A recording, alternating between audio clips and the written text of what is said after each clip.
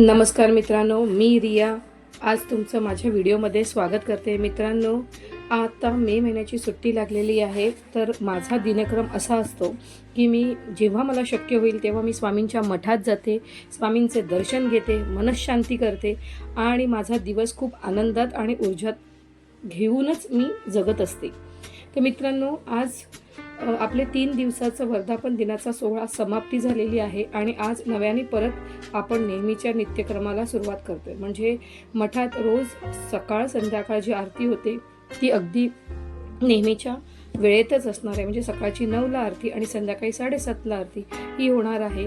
त्यामुळे मी वेळेत आल्यामुळे मला ही स्वामींची पूजा अर्चा अगदी मनाने आणि डोळ्यांनी भरभरून बघता आली। त्यामुळे मला खूप आनंद झाला आणि मला खूप समाधान वाटलं।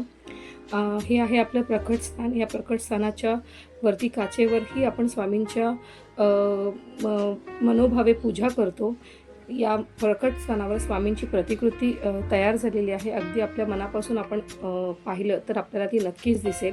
तुम्हाला जेव्हा कधी शक्य होईल असेल तेव्हा तुम्ही या आणि ते प्रकट स्थानाचा अनुभव आणि प्रचिती घ्या।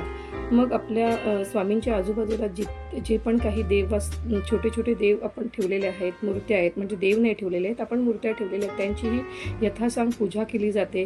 त्यांनाही चंदन, धूप, दीप, अगरबत्ती हे सगळं दाखवलं जातं। त्यानंतर स्वामींची इत्याभूत पूजा करून झाल्यानंतर झाल्याच्या नंतर स्वामींची आपली नेहमीची आरती होते।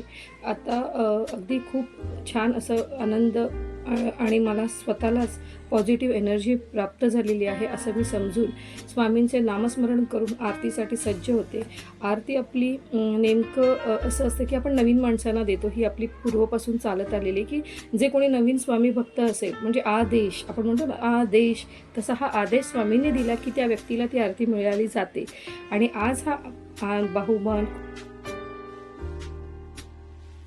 आज त्या आरती सुरू होण्याच्या आधी अगदी स्वामींची इतकी सुंदर ही मूर्ती मनोभावे अगदी नतमस्तक व्हावे अशीच मूर्ती आहे। म्हणजे स्वामींची मूर्ती अशी जणू काही आपल्याशी बोलते, आपल्याला खूप काही सांगते, मार्गदर्शन करते की आपण काय केलं पाहिजे, कसं वागलं पाहिजे, कसं बोलावं, कसं जगावं, कसं राहावं, कसं वागावं, यातलं सगळं सगळं सगळं स्वामी या मूर्तीतून जणू काय आपल्याला बहाल करत असतात असा मला स्वतःला हा अनुभव येत असतो।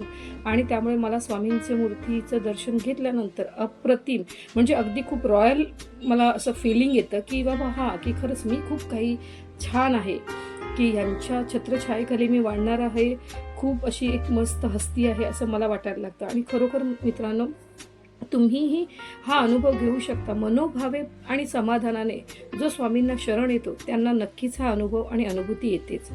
तर आज ज्या व्यक्तीचा बड्डे आहे त्या व्यक्तीला आपण आरती दिलेली आहे, तीही खूप खुश झाली आणि आरतीला सुरुवात झाली। आरती मनोभावे आम्ही आरती केली।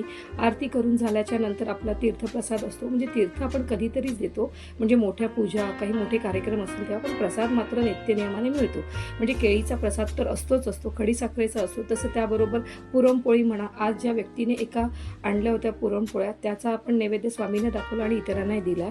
तुम्हीही स्वामींना भेटायला या